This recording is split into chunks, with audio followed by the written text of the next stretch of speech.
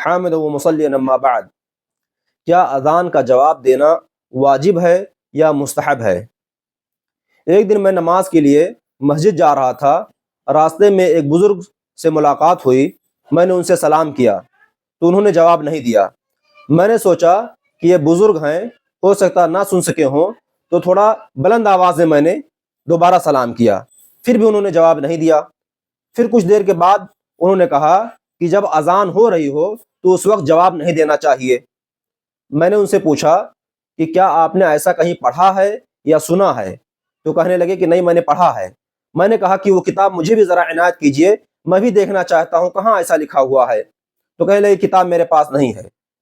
بہرحال میں نے تلاش کرنا شروع کیا تو وہ حدیث مجھے مل گئی جس کی روشنی میں انہوں نے ایسا عمل کیا۔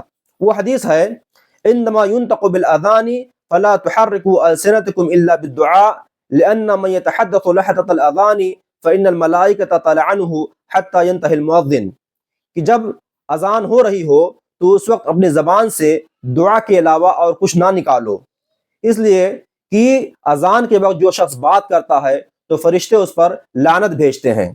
اور ایک دوسرے الفاظ میں اس طرح ہے کہ ولا يستطيع نطق الشهادة عند الموت، کہ موت کے وقت ایسا شخص اپنی شہادتین ادا نہیں کر پائے گا، لا الہ الا اللہ محمد رسول اللہ اپنی زبان سے ادا نہیں کر پائے گا۔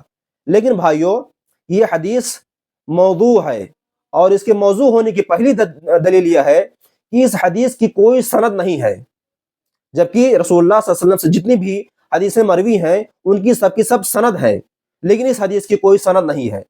دوسری دلیل یہ ہے کہ یہ حدیث کی کتابوں میں کہیں بھی ذکر نہیں کی گئی ہے۔ تیسری دلیل یہ ہے کہ اس میں یہ کہا گیا ہے کہ اذان جب ہو رہی ہو تو اپنی زبان سے دعا کرنا چاہیے، جبکہ صحیح حدیث میں آیا ہے کہ جب اذان ہو رہی ہو تو مؤذن جو کلمات کہہ رہا ہے انہی کلمات کو دہرانا چاہیے، دعا نہیں کرنا چاہیے بلکہ انہی کلمات کو دہرانا چاہیے۔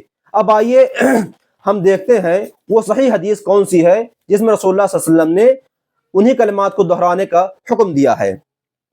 عن عبد الله بن عمر رضی اللہ عنہ ان رسول اللہ صلی اللہ علیہ وسلم قال اذا سمعتم المؤذن فقولوا مثل ما يقول، رواہ مسلم، حدیث نمبر 384۔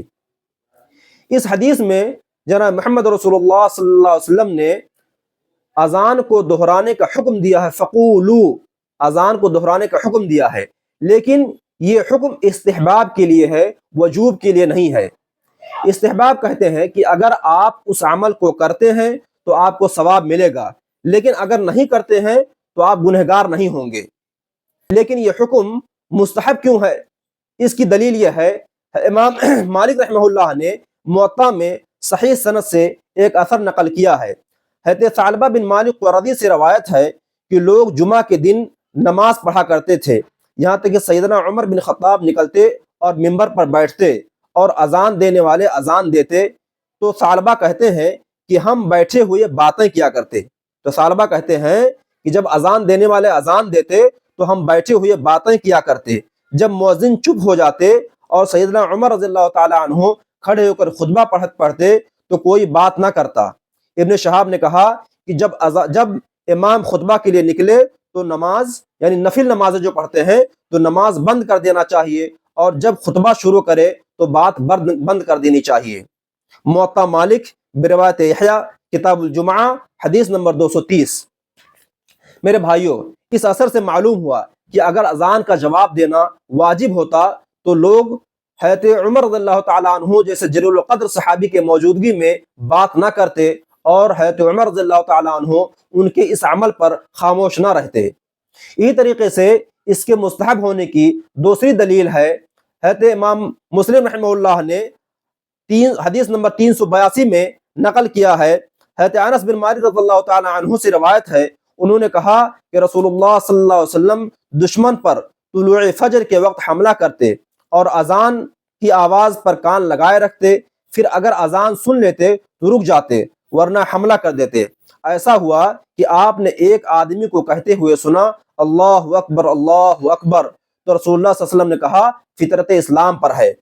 پھر اس نے کہا اشہد اللہ الہ الا اللہ اشہد اللہ الہ الا اللہ، تو رسول اللہ صلی اللہ علیہ وسلم نے فرمایا تو آگ سے نکل گیا۔ اس پر صحابہ کرام نے دیکھا تو وہ بکریوں کا چرواہا تھا۔ اس حدیث سے معلوم ہوا کہ اگر اذان کا جواب دینا واجب ہوتا تو رسول اللہ صلی اللہ علیہ وسلم مؤذن کے انہی کلمات کو دہراتے، لیکن یہاں آپ نے مؤذن کے کلمات کو نہ دہرایا بلکہ اپنی زبان مبارک سے کچھ اور کلمات ادا کیے۔ تو میرے بھائیوں، ان دلائل کی روشنی میں معلوم ہوا کہ اذان کا جواب دینا مستحب ہے، واجب نہیں ہے۔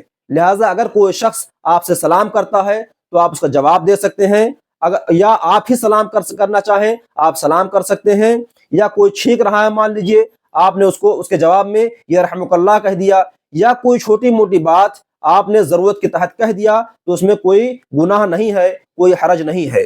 لیکن سنت کا تقاضا یہی ہے کہ جب اذان ہو رہی ہو تو آپ خاموش رہیے، خاموش رہ کر کے مؤذن کے اذان کا جواب دیجئے تاکہ اس فضیلت اور اس اجر کے مستحق بن سکیں جس کا حدیثوں میں تذکرہ آیا ہے۔ وآخر دعوانا الحمدللہ رب العالمین، والسلام علیکم ورحمۃ اللہ وبرکاتہ۔